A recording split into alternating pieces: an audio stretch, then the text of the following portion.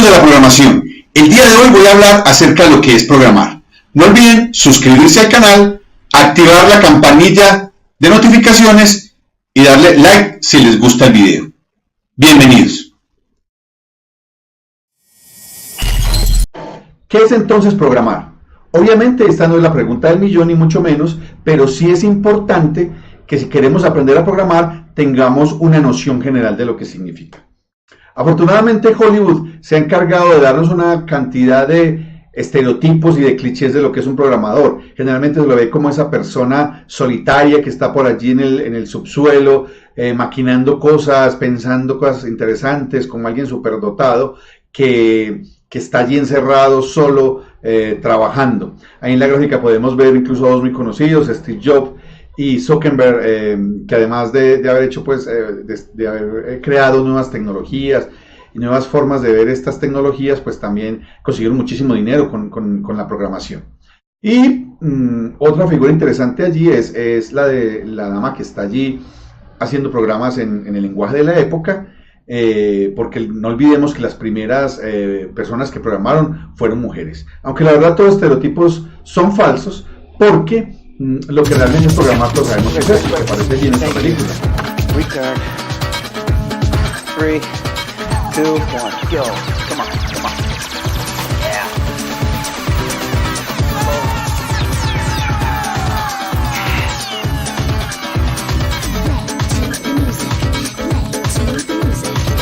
Oh, baby.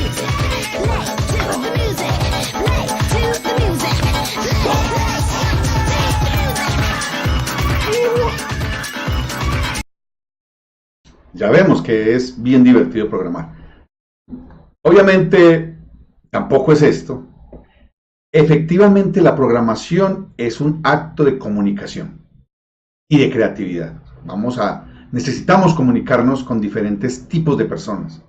Por lo general, vamos a encontrar a un grupo de personas que normalmente se conocen como los interesados en el sistema software o los stakeholders, en su palabra en inglés, que tienen ideas, sugerencias para que se les desarrolle o se les haga una aplicación. Del otro lado estamos nosotros, está el programador, que trata de entender esas ideas, de dialogar, de comunicarse con esas ideas, de tratarlas de volver realidad, pero que a su vez no trabaja solo. Los desarrolladores de software no trabajamos solos actualmente. Se necesita trabajar en equipo. Entonces, fuera del estereotipo del tipo solo, encerrado, como un científico loco allí produciendo líneas de código, la verdad es que el programador tiene que tener en esencia muchas capacidades de comunicación para poder entender los aspectos humanos de lo que se desea en la aplicación, de lo que se desea en un software, poder entenderlo y traducirlo en aspectos técnicos que va a entender el sistema computacional y trabajar en un grupo de desarrolladores, muchas veces con diferentes estilos de programación, diferentes escuelas, por decirlo así, para crear el producto. Incluso en el lado de los stakeholders, como lo vemos allí, puede estar el mismo desarrollador, porque yo puedo ser un emprendedor que quiero desarrollar un software que yo mismo estoy pensando en hacer y que lo he ideado. Les decía que este grupo de personas externas al desarrollo se llaman stakeholders o interesados, y por el otro lado están los programadores o desarrolladores de aplicaciones. Entonces, este acto de comunicación se concentra luego en que el programador o el desarrollador tiene que tratar de hablar, de dialogar con la máquina, con el sistema computacional, con todos estos elementos que tienen en estos días esos procesadores que realmente hacen cómputos. Y entonces, la forma de hacerlo, a pesar de que también Hollywood nos ha dicho que simplemente es decirlo y que la inteligencia artificial ya hace todo, pues actualmente, al menos al día de hoy, todavía hay que escribir líneas o hay que decirle al computador, tenemos que explicarle cómo hacer las cosas. Entonces, el programador afortunadamente tiene muchos lenguajes, como estamos hablando de comunicación. Así estemos hablando de una comunicación hombre-máquina en el sentido de decirle que haga cosas. Estamos hablando de esa comunicación, tenemos que obviamente hacer referencia a un lenguaje. Y como les decía, afortunadamente existen muchos lenguajes de programación, es decir, los desarrolladores tenemos un gran menú de lenguajes de comunicación hay para todos los hay de todos los sabores y colores. Entonces, por ejemplo, ese símbolo de ahí es de un lenguaje que está en auge, que es el oficial, digamos, ahora para desarrollar para Android, y es el Kotlin. Otro que es el de .NET, digamos, el oficial para el desarrollo de Microsoft en .NET, que se llama C#. Tenemos uno bastante conocido que ha tenido su subida y sus bajadas. En este momento, digamos que está otra vez arriba, que es PHP.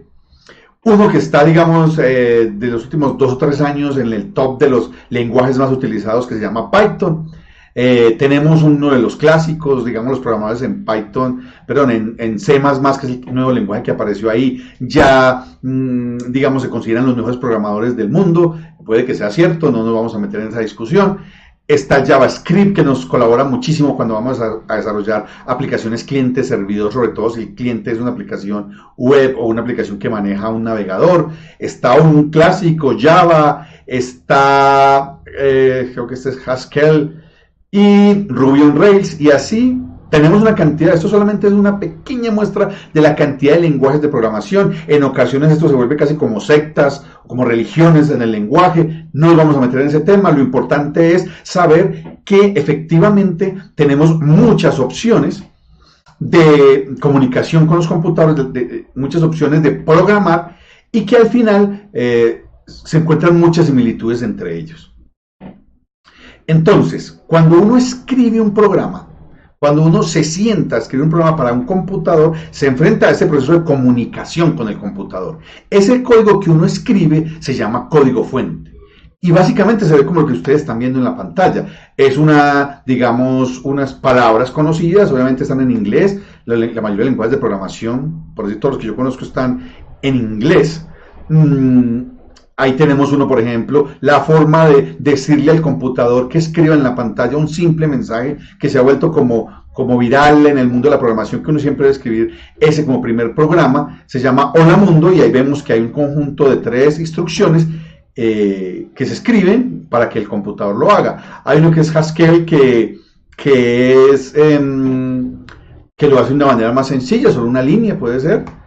Python en HTML, que ya necesita un poquito más de texto. Entonces, básicamente, ahí no estamos todavía aprendiendo a programar. Simplemente les estoy mostrando que la forma de comunicarse con un computador es escribir código fuente. ¿Y cómo lo debo de escribir? Pues eso depende del lenguaje que yo utilice. A pesar de que encontramos palabras muy similares, por ejemplo, print arriba en el de Java o Java, en el de Python también aparece print, aparece una cantidad de otros elementos, pero eso es el código fuente. Entonces, si yo quiero ser desarrollador, si yo quiero ser programador, yo tengo que escribir estas cosas. Y escribir cada una de estas líneas, que normalmente se llaman líneas de código fuente, son las que en conjunto crean un programa para computador. Entonces, básicamente, nuestra función es escribir esto, pero recordemos que esta escritura viene de unas comunicaciones con los stakeholders, con los interesados, que me llevan a entender lo que quieren para yo luego escribir estas líneas de código, y que cuando el computador haga lo que yo le dije, sea realmente lo que los stakeholders querían que hiciera el programa. Entonces, básicamente ese es un proceso, una forma muy general de lo que es explicar qué es programar. ¿Dónde escribo yo programas? Pues en programas similares al Word, para los que lo manejen. Pero aquí lo llamamos editores de texto. Hay uno muy común y es muy bonito que se llama Sublime o Sublime. Ahí aparece la dirección donde lo pueden descargar, y yo allí puedo escribir programas. Allí me puedo sentar, teclado, cafecito, y empezar a escribir el código fuente.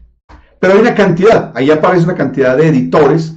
Digamos, el Notepad++ es uno de los más conocidos, Atom, Emacs, JEdit, en fin. También hay para todos los gustos. Ojo, esto solo es para escribir el código. No lo va todavía a hacer ninguna otra operación, ni con escribirlo ya tiene el computador, sino que veremos que nos toca hacer más cosas. Pero lo importante aquí es que el código fuente se escribe en editores de texto para código fuente. ¿Qué ventaja tienen estos editores? Si lo miran bien, ahí aparecen unas letras resaltadas, unas palabras mejor resaltadas, que cuando uno ya está muy acostumbrado a escribir en un lenguaje particular, el color le está a uno indicando ciertas características o ciertos elementos del lenguaje en que está escribiendo. Como todo lenguaje, incluso lenguaje natural o lenguajes ya complejos, todo lenguaje tiene dos elementos básicos. No vamos a complicar mucho con eso, pero es bueno entenderlo.